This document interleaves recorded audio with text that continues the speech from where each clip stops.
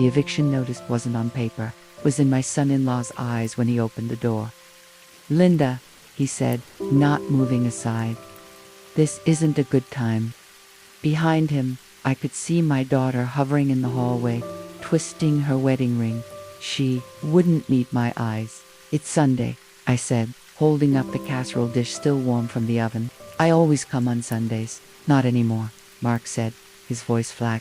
"We're establishing boundaries." I'd heard the term before from my daughter 6 months ago, after she'd married this man with slicked back hair and a handshake that felt like a competition. "Marsh says we need boundaries, Mom, for our new life." I'd laughed it off then. Now the casserole dish felt suddenly heavy. "May I at least come in?" I asked, trying to catch my daughter's eye. "It's raining." Mark didn't budge. "Actually, we'd prefer if you waited in your car. We have guests." That's when I saw them through the front window. Mark's parents, seated on my antique sofa, the one I'd refinished and given them as a housewarming gift. They were drinking from my grandmother's china softly. I called past him. My daughter flinched but didn't answer. Mark pulled out his phone. "I'm going to have to ask you to leave, Linda, or I'll call security." Security. They lived in a gated community, but this wasn't that kind of security. This was a threat. "You're calling security on me?" I asked, my voice dangerously calm. "Your mother-in-law who co-signed your mortgage." His smile was thin. "The house is in our name now. We refinanced. Your name came off the paperwork last month." The rain soaked through my sweater. I set the casserole dish on there, welcome mat, the one that said "Bless this home" in cheerful script. "Very well," I said, turning back toward my car. I didn't drive away. I parked just outside the gate, watching through the downpour as Mark's parents laughed in my daughter's living room. As my casserole was taken inside, probably to be served on my china to people who thought I was the problem, my phone buzzed. A text from Sophie. "I'm sorry, Mom. He says it's for the best." I didn't reply. Instead, I scrolled through my contacts to a number I hadn't dialed in years. The phone rang twice before a familiar voice answered. "Linda, is that you?" "Hello, James," I said, watching the house where I was no longer welcome. "I need a favor." James O'Connell, head of security for the entire Oak Ridge Estates community. Also, my former employee from 20 years ago when I ran the largest private security firm in the state before retiring to be a grandmother. "What do you need?" he asked, his voice still holding that old respect. "My son-in-law just threatened to call security on me," I said, "at 1422 Willow Lane." James was silent for a moment. Then, a low chuckle. "The new guy, Mark Dawson, thinks he owns the world because he bought a house with his wife's mother's money. You've met him?" "Every new resident gets a security briefing," James said. "He tried to lecture me on proper procedure, told me his father-in-law was in the business." I almost laughed. My late husband had been an accountant, but Mark had always been good at inflating truths. "I want to be on the approved visitor list," I said. "Permanent, no time restrictions. And I want to know every time he calls security for anything, even if it's about a stray cat." "Consider it done," James said. "But Linda, you own half this town. Why not just remind him who he's dealing with?" I watched as Mark's father drooped the curtains, blocking me out. "Because some lessons," I said softly, "need to be delivered personally." I hung up, started the car, and drove away from the house my money had bought. From the daughter who wouldn't look at me, from the son-in-law who thought he could remove me with a phone call. He wanted to play with security. Perfect. I'd been writing the rule book on security before he was born, and I was about to remind him, starting with the next time he dialed for help, and heard the security chief say the words he'd never expect. "Yes, boss. What do you need?" It took 3 days. Wednesday evening, my phone buzzed with a text from James. He just called. Says there's a suspicious vehicle parked near his house. "Your car, Linda. Want me to handle it?" I smiled, set down my book, and typed back, "Send them. Shh, follow protocol." 10 minutes later, my doorbell rang. 2 security officers in Oak Ridge Estates uniforms stood on my porch, looking uncomfortable. "Mrs. Dawson," the younger one asked, "we've had a report about your vehicle being parked in an unauthorized." "Linda," I corrected gently, "and the car is in my driveway, on my property." "Is there a problem, officers?" They exchanged glances. "Your son-in-law, Mark Dawson, reported it as suspicious. Said it's been parked near his residence multiple times this week." "Of course it has," I said, stepping aside. Would you like to come in? I just made coffee. They hesitated but followed me inside. I poured 3 cups, remembering how James trained his team always accept hospitality when offered. It disarms people, you know, I said, handing them their mugs. I founded the security company that originally designed Oak Ridge's system, back when it was just fields and big ideas. The older officer's eyes widened. You're Linda Shaw, of Shaw Security. I nodded. Retired now, but I still remember the codes, the blind spots, the emergency protocols. I took a slow sip. Tell me, how's the new perimeter sensor holding up on the east gate, the one James installed last month?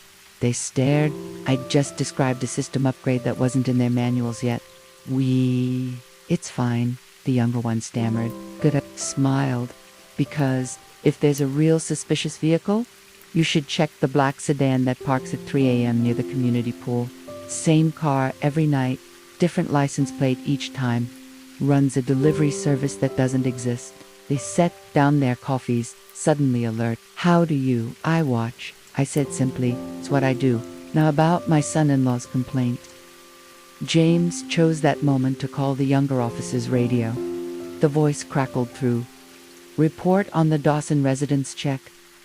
The officer looked at me, then keyed his radio. All clear here, Chief. False alarm. Understood. And officers, show proper respect to Mrs. Shaw. She signs, here holiday bonuses. The line went dead, both men stood straighter. The older one actually bowed his head slightly. Our apologies. Mrs. Shaw, we didn't realize. It's fine, I said, walking them to the door. But tell Mark something for me, would you? Next time he calls about my car, remind him that I know every entry and exit to that community, including the ones not on the maps. They left looking like they'd just been scolded by their grandmother and their commander simultaneously. An hour later, my phone rang.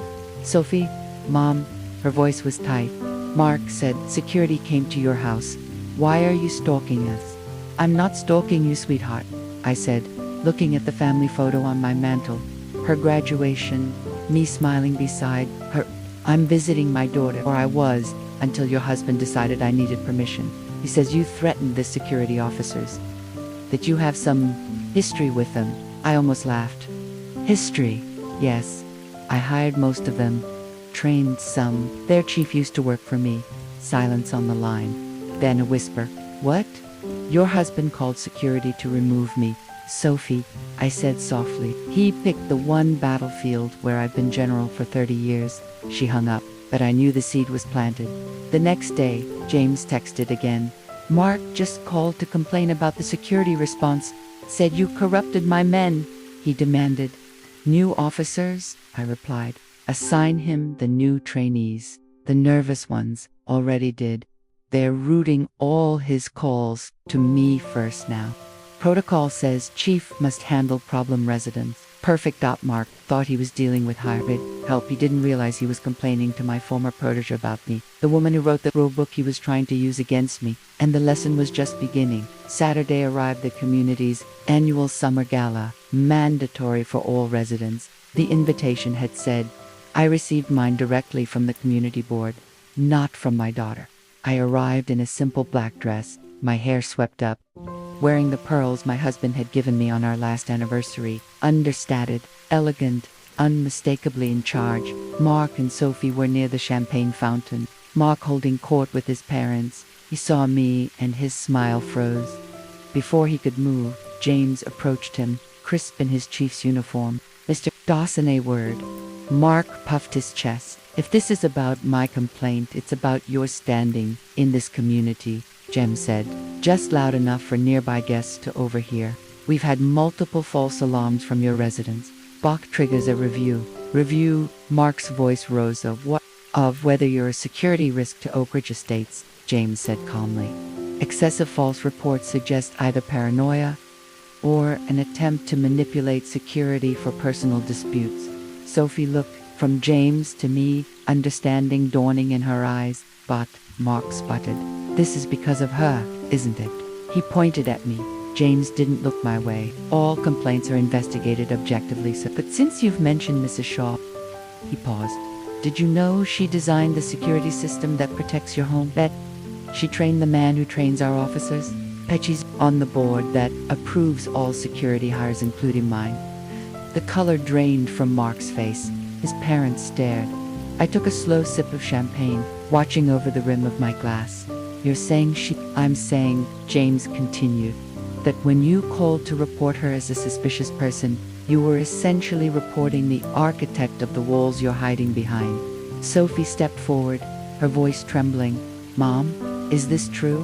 I met her eyes. I tried to tell you, sweetheart, but you were so busy with your new boundaries. Mark recovered, blustering. This is intimidation. I'll sue. James handed him a tablet. Your complaint file, Mr. Dawson? 3 false alarms in 1 week. Notes describe you as hostile to community norms. The board meets Tuesday to review your residency status. You can't evict me from my own home. Actually, I said, finally speaking, my voice carrying in the sudden quiet. You don't own the home. The community owns the land. You own the structure. And if the board revokes your residency approval, you'll have 60 days to remove said structure. My daughter's hand flew to her mouth. Mom, you wouldn't. I didn't, I said softly. He did, with every unnecessary call, every threat, every time he used a security I built to try to erase me from your life. I walked toward them, the crowd parting. You wanted me gone? Mark, I said, stopping before him. But here's the thing about people who build walls, they know where the doors are, and they keep the keys. I turned to my daughter. The choice is yours, Sophie. You can live behind his walls, where even your mother needs permission to enter.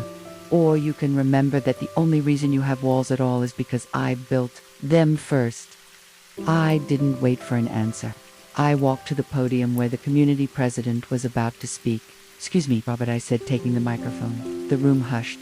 Many of you know me as Linda from Shaw Security, I said, my voice clear in the quiet. Some of you know me as the woman who helped design the safety you enjoy tonight. A few of you, I glanced at Mark, know me as your mother-in-law. Nervous laughter rippled through the crowd. Security isn't just about keeping people out, I continued. It's about knowing who you're keeping in and why. I handed the microphone back and walked out, the sound of applause beginning behind me. I didn't look back. Monday morning, Sophie showed up at my door, alone. No ring on her finger. He left, she said, her eyes red but clear. Called me a traitora, packed his things. I hugged her, feeling the tension melt from her shoulders. The board called. She whispered into my shoulder. They're not evicting me. They said, I'll always have a place here. Because of you. I held her tighter. You always did, sweetheart. You just forgot who held the keys. James texted later that day. He's gone. Cleared out. Wanted to file a complaint on his way out. I told him the complaint department was closed. Permanently, I replied. Thank you, James. Bonus checks go out Friday. Already counted on it, boss. I smiled, looking at my daughter sleeping on my sofa. Finally, home where she belonged. Mark had called security to remove me. He just never stopped to ask. Who answered the phone?